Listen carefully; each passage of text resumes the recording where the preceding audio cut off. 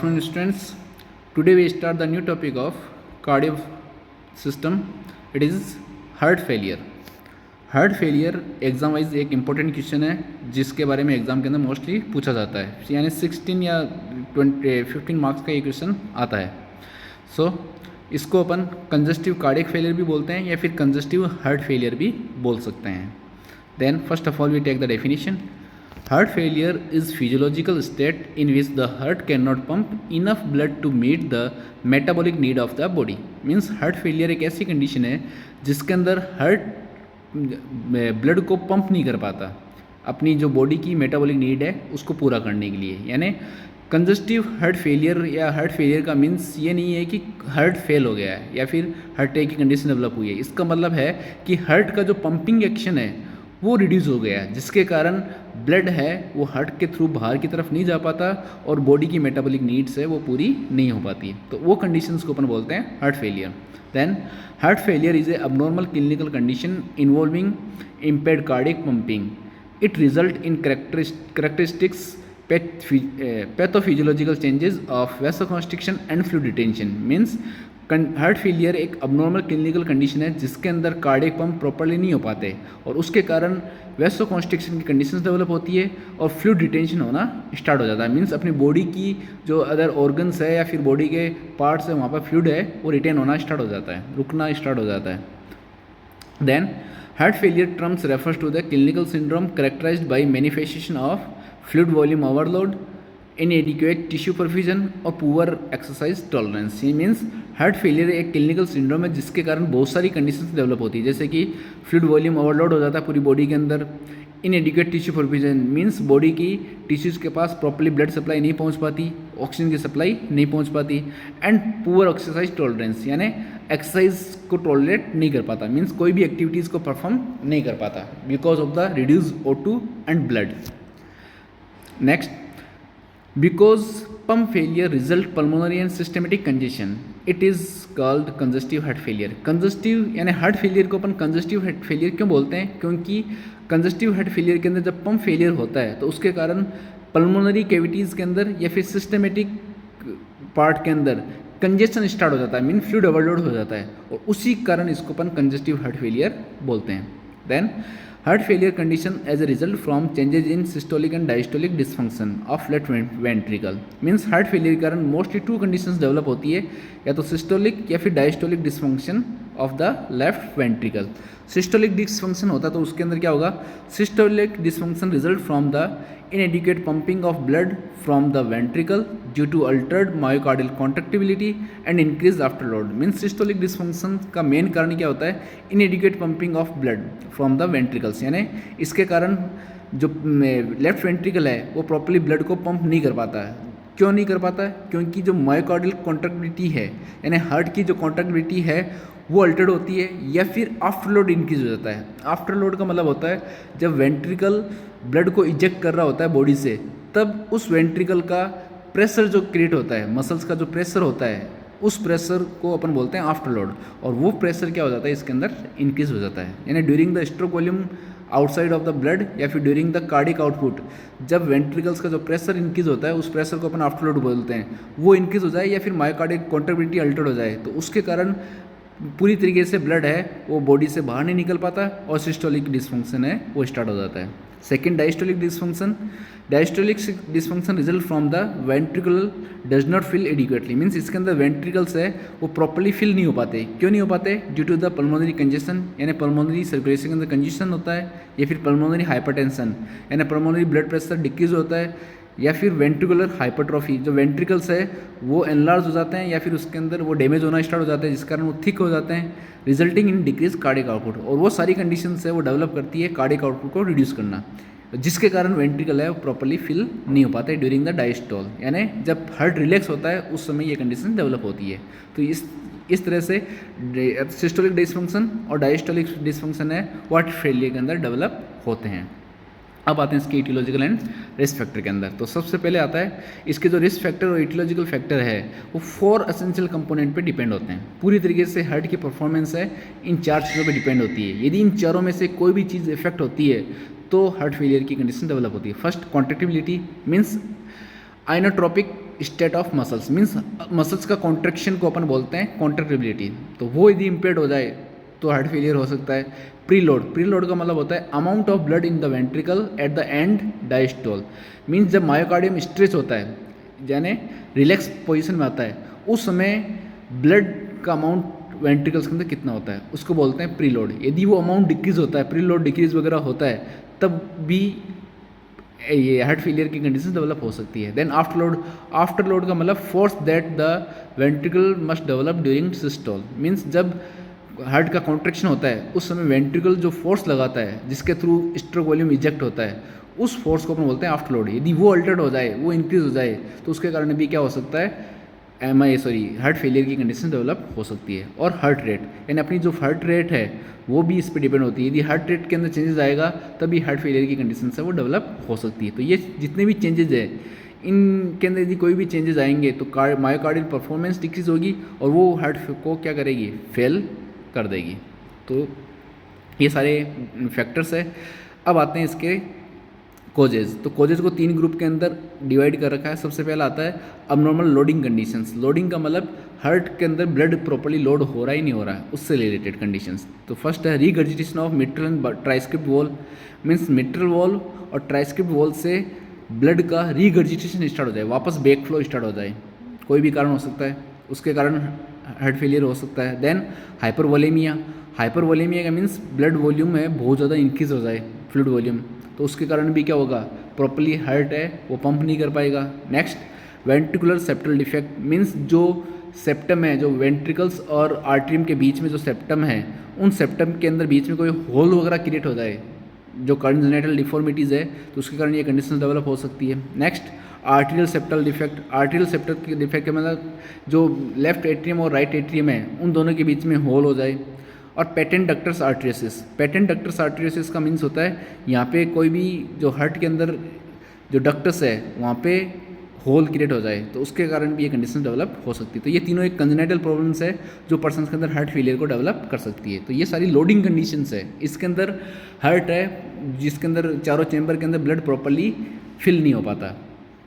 अब आता है अबनॉर्मल मसल फंक्शन। तो अबनॉर्मल मसल फंक्शन के अंदर एमआई के अंदर जैसे आपने पढ़ा था उसके अंदर मसल्स क्या हो जाती है, डैमेज। कार्डियोमायोपैथी, इसके अंदर भी मसल्स है वो डैमेज हो जाती है, डिसफंक्शन स्टार्ट कर देती है।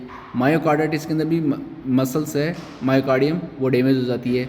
कोरोनरी हार्ट डिजीज अर्थरोस्क्लेरोसिस के अंदर भी ब्लड सप्लाई रिड्यूस होके और हार्ट की मसल्स क्या हो जाती है, डैमेज। और लॉन्ग टर्म एल्कोहल कंज्यूमेशन भी क्या करता है, हार्ट की मसल्स को डैमेज करता है, उसके कारण मसल्स है वो अबनॉर्मली फंक्शन करती है और कॉन्ट्रैक्शन को डिक्रीज करके और ये हार्ट फेलियर की कंडीशंस को लीड्स करती है। नेक्स्ट थर्ड वन आता है limited ventricular filling, means ventricles है प्रॉपर्ली फिल नहीं हो पा रहे। क्यों नहीं हो पा रहे, मिट्रल और ट्राइस्क्रिप्ट वॉल है उसके अंदर स्टेनिसिस या फिर हार्डनेस आ गई है जिसके कारण वेंट्रिकल्स के अंदर ब्लड नहीं आ पाता, तो वो कार्डियक आउटपुट रिड्यूस करेगा और कार्डियक आउटपुट रिड्यूस होगा तो अपने आप क्या होगा, हार्ट फेलियर डेवलप होगा। पेरिकार्डाइटिस, पेरिकार्डाइटिस का मतलब होता है जो हार्ट की आउटर लेयर है वहाँ पर इन्फ्लामेशन की कंडीशंस है जिसके कारण वहाँ पे फ्लूइड कलेक्शन होगा और वो भी ये कंडीशंस को डेवलप कर सकती है, कॉन्ट्रैक्शन रिड्यूस करेगी। देन है ऑब्स्ट्रक्टिव कार्डियक मायोपैथी, इसके अंदर क्या होगा, हाइपरट्रोफी हो जाएगी हार्ट के अंदर। जैसे अपने पढ़ा था कार्डियोमायोपैथी के अंदर एक टाइप पढ़ा था ऑब्स्ट्रक्टिव कार्डियोमायोपैथी। तो ऑब्स्ट्रक्टिव के अंदर क्या होता है, जो लेफ्ट वेंट्रिकल है वो लेफ्ट साइड के अंदर बल्ज हो जाता है जिसके कारण ब्लड है वो कार्डियक आउटपुट रिड्यूस होगा और ब्लड है आयोटा के थ्रू बाहर नहीं निकल पाएगा और वो कंडीशंस भी क्या करेगा, हार्ट फेलियर को डेवलप करेगा। तो ये सारे ऐसे कंडीशंस है जो हार्ट फेलियर को लीड्स करती है। इसके बाद आता है precipitating cause of heart failure, means ऐसे कुछ कॉज है जो इस हार्ट फेलियर को डेवलप कर सकते हैं, जैसे कि एनीमिया। यानी एनीमिया के कारण कैसे होगा, जब ऑक्सीजन डिक्रीज होगी तो कैरिंग कैपेसिटी ऑफ ब्लड है वो भी क्या होगी, डिक्रीज होगी, क्योंकि ऑक्सीजन ब्लड को लेके जाता है और जब ब्लड है वो ऑक्सीजन को कैरी करती है, तो ब्लड डिक्रीज होगा तो ऑक्सीजन की कैपेसिटी भी डिक्रीज होगी और वो क्या करेगी, कार्डियक आउटपुट को इंक्रीज करेगी जिसके कारण। देन इन्फेक्शन, तो इन्फेक्शन के अंदर क्या होता है, ऑक्सीजन डिमांड है वो टिश्यू की बहुत ज़्यादा इंक्रीज हो जाती है जिसके कारण कार्डियक आउटपुट है वो इंक्रीज होना स्टार्ट होता है, मतलब हार्ट है वो एक्सेस अमाउंट के अंदर फंक्शन करेगा तो धीरे धीरे वो फेल होना स्टार्ट हो जाएगा। देन थायरोटॉक्सिकोसिस, तो थायरोटॉक्सिकोसिस के अंदर क्या होता है, थायराइड हार्मोन बहुत ही ज़्यादा अमाउंट के अंदर सीक्रेट होता है और जिसके कारण टिश्यू मेटाबॉलिक रेट है वो बहुत ज़्यादा इंक्रीज हो जाती है। जब टिश्यू मेटाबॉलिक रेट इंक्रीज होगी तब हार्ट रेट भी क्या इंक्रीज होगी, क्योंकि मेटाबॉलिक नीड्स को पूरा करने के लिए, और वो हार्ट का वर्कलोड को क्या करेगी, बढ़ाएगी। और जब हार्ट का वर्कलोड बहुत ज़्यादा बढ़ेगा तो हार्ट फेलियर की कंडीशन डेवलप हो जाएगी फ्यूचर में। देन पल्मोनरी डिजीज़, किसी भी टाइप की पल्मोनरी डिजीज़ है वो भी हार्ट फेलियर को डेवलप कर सकती है। देन हाइपरवोलेमिया मीन्स बॉडी के अंदर बहुत ज़्यादा फ्लूइड वॉल्यूम इंक्रीज है, and increase preload causing volume overload on right ventricle. Right ventricle के अंदर वॉल्यूम ओवरलोड होगा और ओवरलोड होने से राइट वेंट्रिकुलर फेलियर की कंडीशन डेवलप हो सकती है।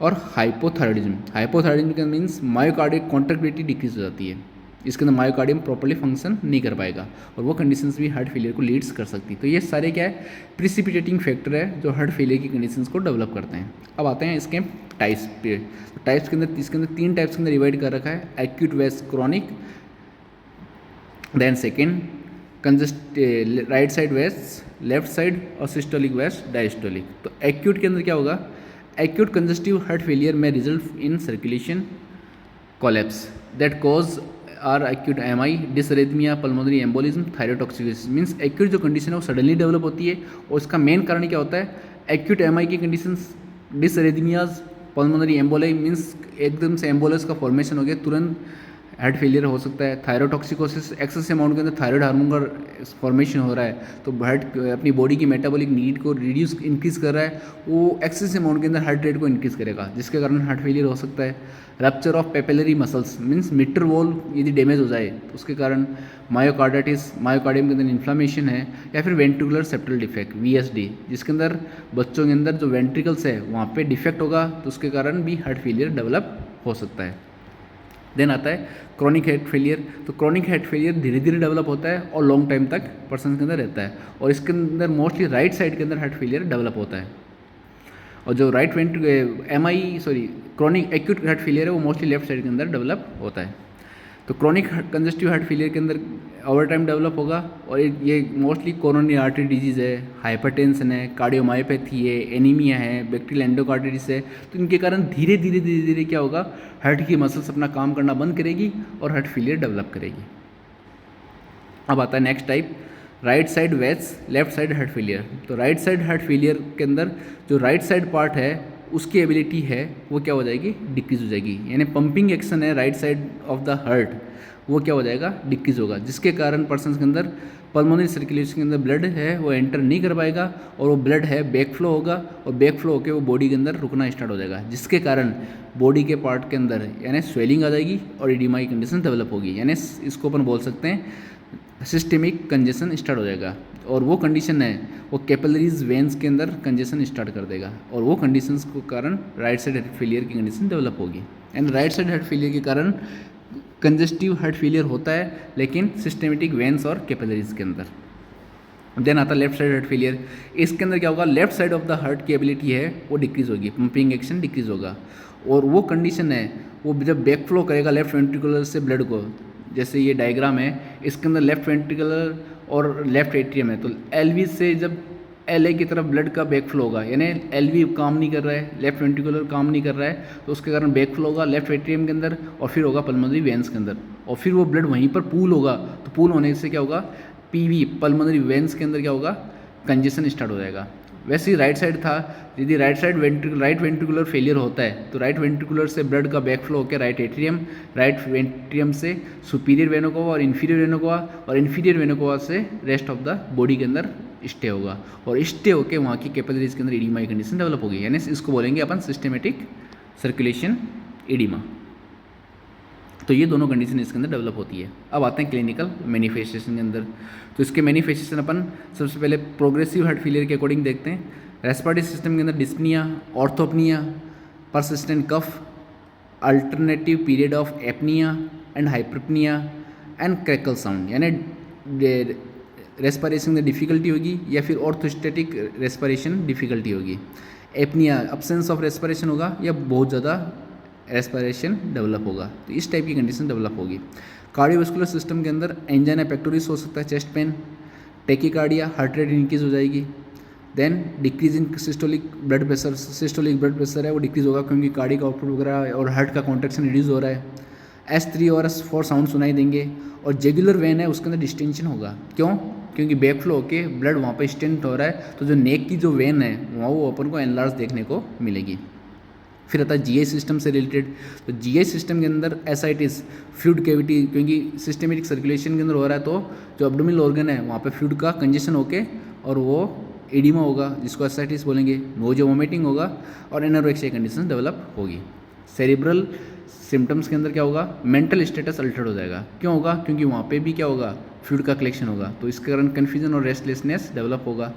और फिर जनरलाइज सिम्टम्स के अंदर peripheral pitting edema, means body के हाथों के अंदर पैरों के अंदर इडिमा होगा और उसको पिटिंग इडिमा बोल सकते हैं, जिसको दबाने से वापस उसी पोजीशन के अंदर आ जाएगा। एक्टिविटी इंटॉलरेंस होगा ड्यू टू इडिमा और वेट गेन। देन फटीग, बहुत ज़्यादा थकान आ जाएगी क्योंकि ऑक्सीजन डिमांड नहीं हो पा रही है। और वेट गेन होगा क्योंकि फ्लूइड वहाँ पे ओवरलोड हो रहा है। तो ये सिम्टम्स अपन को ये डेवलप होंगे। और फिर साइकोसोशियल सिम्टम्स के अंदर एंजाइटी पर्सन को डेवलप होगी क्योंकि डिजीज कंडीशन सीवियर है। अब यदि किसी पर्सन के अंदर राइट साइड हार्ट फेलियर है तो उससे रिलेटेड क्या क्या मैनिफेस्टेशन होंगे, swelling in the legs and peripheral edema of lower extremities due to gravity, यानी ग्रेविटी के अंदर लोअर एक्सट्रीमिटीज़ के अंदर एडिमा होगा और लेग्स के अंदर स्वेलिंग आ जाएगी और वो कंडीशंस वेट गेन करेगी।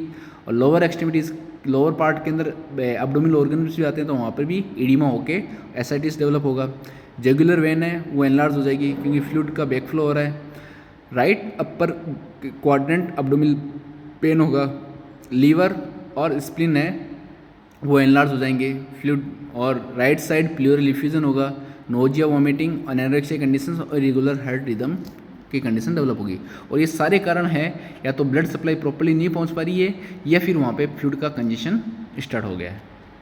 फिर आता है लेफ्ट साइड हार्ट फेलियर से रिलेटेड सिम्टम्स। तो पल्मोनरी एडिमा इसका मेन सिम्टम है। देन ऑर्थोपनिया, क्योंकि रेस्पिरेशन के अंदर प्रॉब्लम आएगी क्योंकि एडिमा वहाँ पे। Fatigue, shortness of breath, short यानी ब्रीथ के अंदर शॉर्टनेस आना स्टार्ट हो जाएगी क्योंकि पल्मोनरी एडिमा कंडीशन है। डिस्पनिया ऑन एक्सेशन, यानी जब अपन सांस छोड़ेंगे तो उस समय डिफिकल्टी होगी। अस्थमा से रिलेटेड सिम्टम्स आएंगे जैसे कि वीजिंग साउंड क्योंकि एडिमा है। ड्राई कफ आएगा, पेल्पिटेशन होगा और हार्ट बीट है वो इरेगुलर होना स्टार्ट हो जाएगी क्योंकि वहाँ पर कंजेशन है इस कारण। अब आते हैं इसके डायग्नोस्टिक इवैल्यूएशन के अंदर। तो इसके अंदर फिजिकल हिस्ट्री और पेशेंट हिस्ट्री और फिजिकल एग्जामिनेशन से अपन पता लगा सकते हैं कि इस कंडीशन का कारण क्या है। ईसीजी से अपन हार्ट रेट के बारे में पता लगा सकते हैं। इकोकार्डियोग्राम से अपन कौन सा वेंट्रिकल का कौन से पार्ट के अंदर डैमेज है या फिर विट्रल वॉल्व या ट्राइस्क्रिप्ट वॉल के अंदर क्या क्या प्रॉब्लम है उसके बारे में अपन पता लगा सकते हैं। चेस्ट एक्सरे से अपन कहाँ पे एडिमा है, कौन सा पार्ट अफेक्टेड है वो देख सकते हैं। एक्सरसाइज टेस्ट से अपन टॉलरेंस टेस्ट अपन देख सकते हैं क्योंकि कोरोनरी आर्टरी डिजीज़ को अपन फाइंड आउट कर सकते हैं। कार्डिक कैथेटराइसिस से अपन अर्थरोस्क्लेरोसिस या कौन सी वेन्स के अंदर क्या क्या प्रॉब्लम हो रही है वो अपन पता लगा सकते हैं। देन लेबोरेटरी स्टडीज़ के अंदर ब्लड यूरिया नाइट्रोजन, क्योंकि किडनी फेलियर हो सकता है तो ब्लड यूरिया नाइट्रोजन बढ़ेगा। क्रिएटिनिन बढ़ सकता है क्योंकि मेटाबॉलिज्म है वो डिस्टर्ब हो रहा है। थायराइड स्टिमुलेटिंग हार्मोन है वो इंक्रीज हो सकता है। और सीबीसी काउंट अपन करवा सकते हैं। तो ये इससे अपन पता लगा सकते हैं कि पर्सन के अंदर प्रॉब्लम्स क्या क्या है और उसके कारण क्या क्या सिम्टम्स अपीयर हो रहे हैं। सिटी स्कैन, एमआरआई, तो ये भी एग्जामिनेशन अपन कम्प्लीटली करवा सकते हैं। फिर आता है इसका मेडिकल मैनेजमेंट। तो मेडिकल मैनेजमेंट के अंदर बॉडी के अंदर क्या है, सबसे मेन सिम्टम है इडिमा। तो इडिमा को रिड्यूस करने के लिए डायूरेटिक्स अपन फ्यूरासेमाइड या ब्यूटामाइड्स दे सकते हैं। एसी इनिबिटर्स अपन प्रोवाइड करेंगे ताकि इडिमा की कंडीशंस को रिड्यूस कर सकते हैं। Then angiotensin second receptor blockers है वो एसीटी इनिबिटर्स के साथ साथ अपन दे सकते हैं। डिजिटलीज अपन दे सकते हैं हार्ट के पंपिंग एबिलिटी को इंक्रीज़ करने के लिए। बीटा ब्लॉकर्स अपन दे सकते हैं सिंपैथेटिक एक्टिविटी को डिक्रीज़ करने के लिए, ताकि सिंपैथेटिक एक्टिविटी डिक्रीज़ होगी तो पैरासिम्पैथेटिक सिस्टम एक्टिवेट होगा और हार्ट प्रॉपर्ली पंप करेगा। देन एल्डोस्टेरोन एगोनिस्ट अपन दे सकते हैं, एल्डोस्टेरोन हार्मोन को रिड्यूस करके और फ्लूइड रिटेंशन को रिड्यूस कर सके। और वेसोडाइलेटर अपन दे सकते हैं ताकि पर्सन का ब्लड प्रेशर वगैरह बढ़े और प्रॉपर्ली वेसल से फ्लूइड है उसका फ्लो इंक्रीज हो सके। तो ये सारी मेडिकेशन से अपन इसका सिम्टमेटिक ट्रीटमेंट कर सकते हैं। और इसका यदि अपन सर्जिकल ट्रीटमेंट करना चाहे तो सेम एज एमआई का जो ट्रीटमेंट है वो इसके अंदर प्रोवाइड करके अपन पर्सन का सर्जिकल मैनेजमेंट भी कर सकते हैं। तो this topic is complete. Thank you. यदि कोई भी टाइप का डाउट है तो मेरे से कभी भी पूछ सकते हो।